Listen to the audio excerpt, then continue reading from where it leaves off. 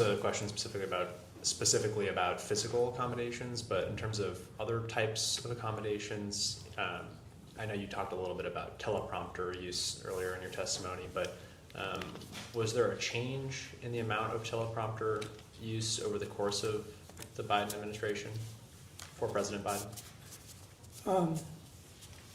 For instance, during cabinet meetings?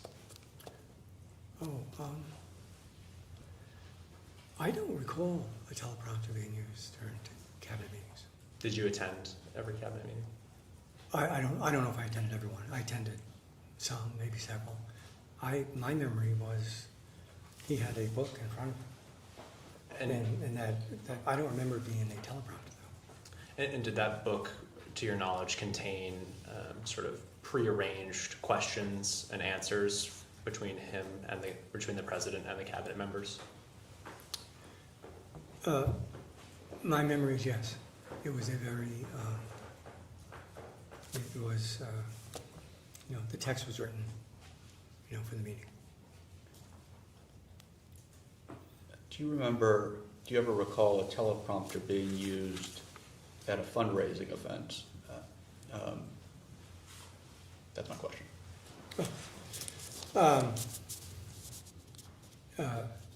Yes, I do. Even rather small fundraising events, maybe 30 or 40 people, was a teleprompter used? I don't remember if there was a cutoff. I think sometimes it would depend on the size of the room and how intrusive that would be if it was a very small gathering and it was bigger. But I do remember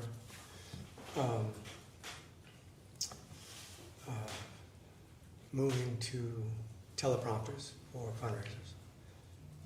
And my memory is, what I recall, is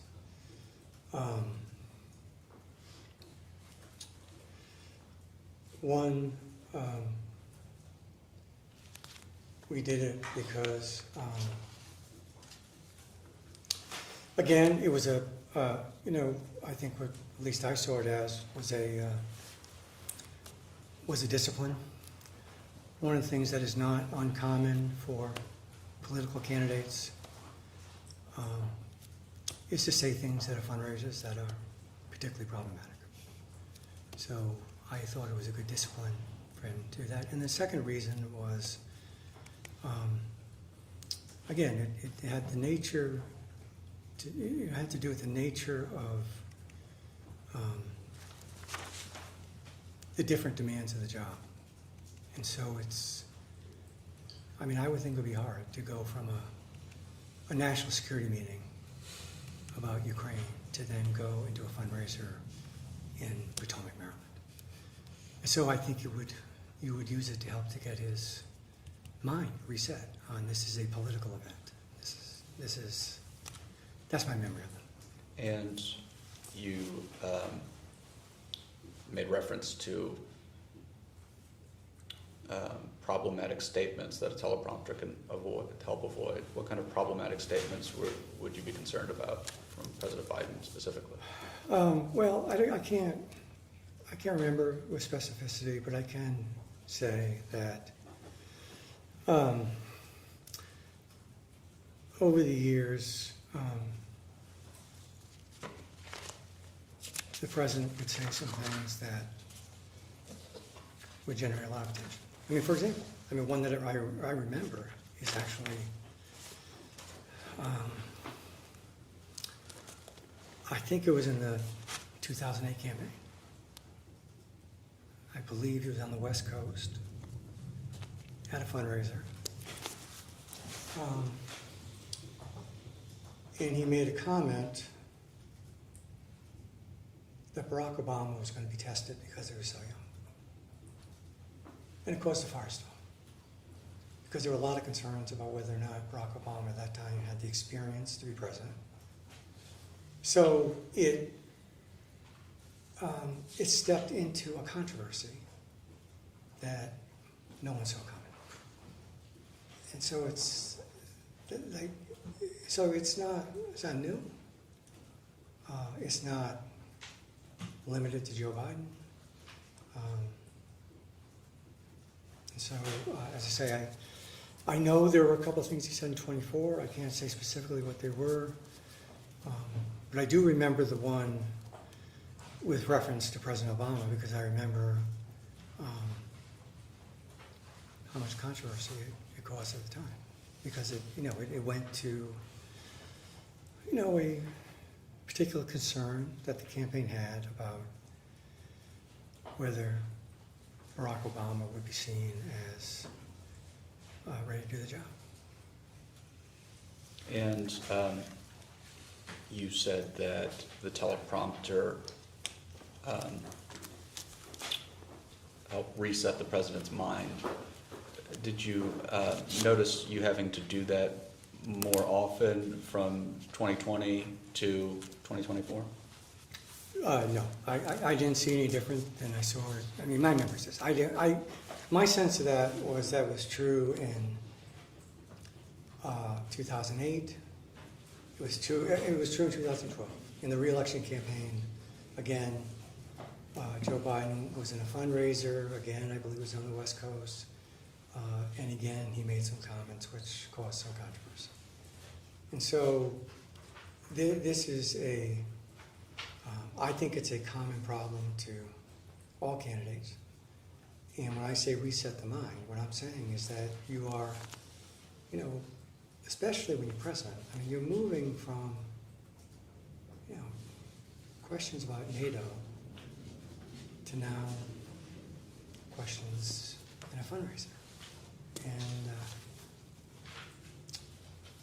I would think that it just helps to remind you, at a minimum, that you are in a political setting. But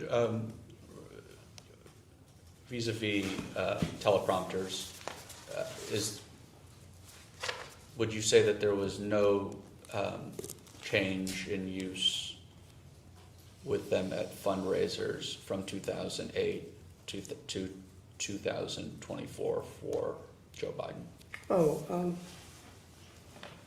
I don't know. I can't recall whether they were used in 8. I don't think they were used in 8.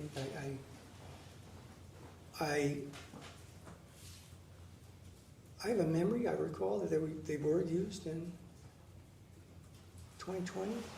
But remember, 2020 was an unusual campaign, right? There was COVID. Much of the campaigning was done on Zoom. And so, if I had to guess, that they probably were used then, but I can't say with certainty. Do you think that the unusual aspect, the unusual nature of the 2020 campaign being conducted by Zoom benefited then Vice President, then former Vice President Biden?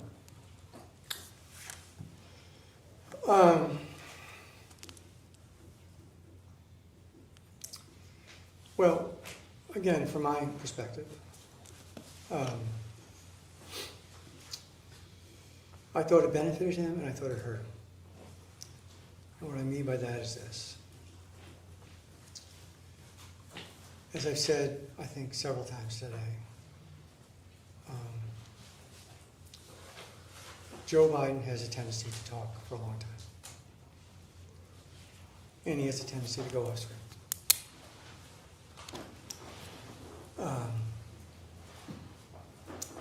So I think it's surprising, if I believe this to be a fact. I've never fully checked it. It is surprising to me that his acceptance speech at the Democratic National Convention was the shortest acceptance speech ever. And the reason for that was because he did it alone, in a studio, into a camera. He didn't do it in front of 20,000 people in an arena. So I find that, and I think that was helpful. I thought it provided a real discipline and focus. So I think that helped. But I think it hurt for this reason.